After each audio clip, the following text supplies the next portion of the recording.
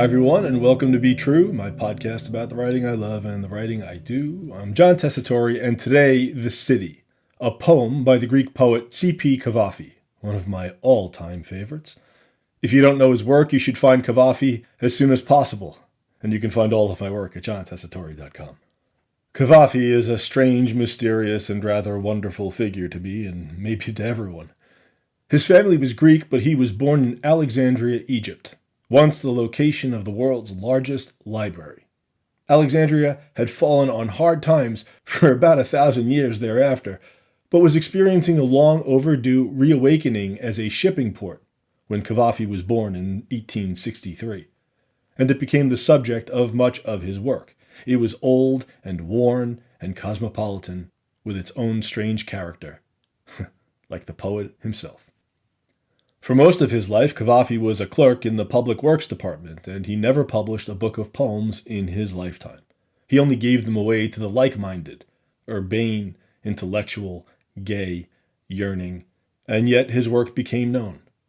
Just 154 poems, but so many gems.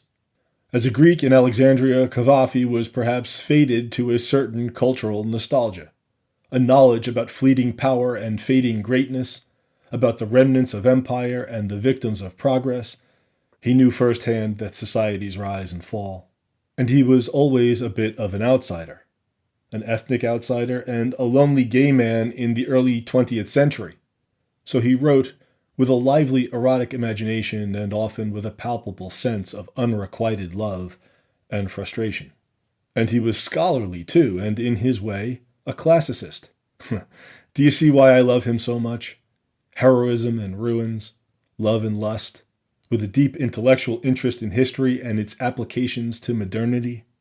As E.M. Forster famously described him, Cavafy was, quote, a Greek gentleman in a straw hat standing absolutely motionless at a slight angle to the universe. That always seemed like a portrait to admire. Makes me want to buy a straw hat. So today I'm going to read one of Cavafy's best-known poems, The City. Consider this a companion to last week's episode on Carl Sandburg's Chicago. This episode provides a second look at urban life at a time when the U.S. government seems poised to eat entire metropolitan areas out of spite, and to destroy the people who live therein the way a cannibal might eat its young. If you remember, Chicago in Sandburg's poem was a place of joyful, deadly, creative conflict, and the city in Cavafy's poem is a destination for immigrants. But Cavafy isn't Emma Lazarus. You're not going to engrave this poem on the base of the Statue of Liberty. This is not Give Me You're Tired, You're Poor. This is a poem about something else entirely.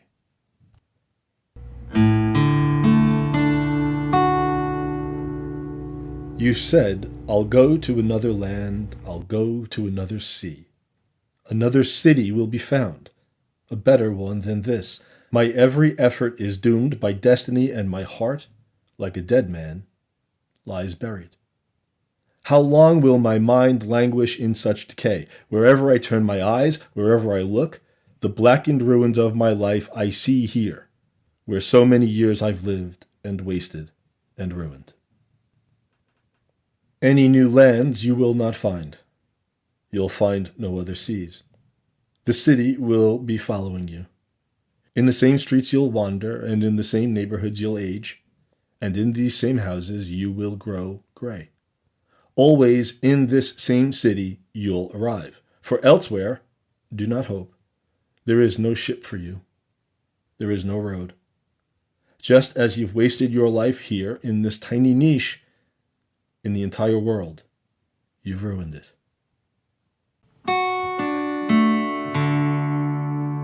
That's a translation by Evangelos Sashparaglu. That first line, you said, I'll go to another land. You did. You can't even get past the first word of Cavafy's poem without realizing that you're the immigrant. He's speaking to you. And I am the immigrant. Whoever's in the audience for this poem is the immigrant. It's a tragedy to think that such an identification, such an act of empathy, should be an act of resistance in 2025, but here we are, living in a nation of immigrants that now teaches us suddenly, thoughtlessly, to be suspicious of immigrants. So in this poem, Cavafy performs a radical act. He forces us all to wear the immigrant rags. You're the one now, in Cavafy's poem, an immigrant. And what are you doing here? You're looking for another city, a better one than the one you came from. Of course you are. However, the dream is already over, and especially over by the beginning of the second stanza. Because wherever you land, wherever you settle, wherever you look, you see the blackened ruins of your life, because you can't outrun your own past, though you, and we, are condemned to try. As Cavafy says, the city follows you, the old city of your discontent and the present city of your disappointment. It's the same city in the end. That, after all, is the human condition if you're lucky to live long enough. If you're human, you will try and fail to escape yourself. Repeatedly. So why the city today? It seems an odd choice given my concerns about the public discourse. It's not a celebration of immigrant bravery or a repetition of the melting pot optimism of the old American myth. It does not speak to urban stability. It promises no happy ending. But it does something equally, if not more important, in the long run. It speaks to the particularities, the subjectivities, the realities of the immigrant experience. In Cavafy's poem, the immigrant is you from the start, the very first word, a person with a past and regrets and desires, a person with a complicated backstory, a person like every other person who lives in the city. If you identify with Cavafy's poem, if you allow yourself to participate in it the way he forces you to, you prove that we're all the same. So we can round them up, lock them in cages, ship them far from here, but they are just like you and me, and we are just like them. And refusing to see the similarities is a crime against your own humanity. We are, by the end of Cavafy's poem, immigrants all. And we're all trying to find a home. In our own skin first, even as we move from place to place. And so, in the hope that our immigrant nation survives the current onslaught of nativist stupidity, a nativism that has no basis in reality, this is John Tessitore concluding another installment of Be True. If you've listened this long, thank you. You can find all of my work at johntessitore.com. But first, think about your own ancestry with pride, and then ask yourself why we would deny anyone else that same opportunity. Special thanks to me for today's theme music, which I call C Chord. Maybe we'll talk again, and in the meantime, I gotta feed this dog. All right, Luna, I'm coming.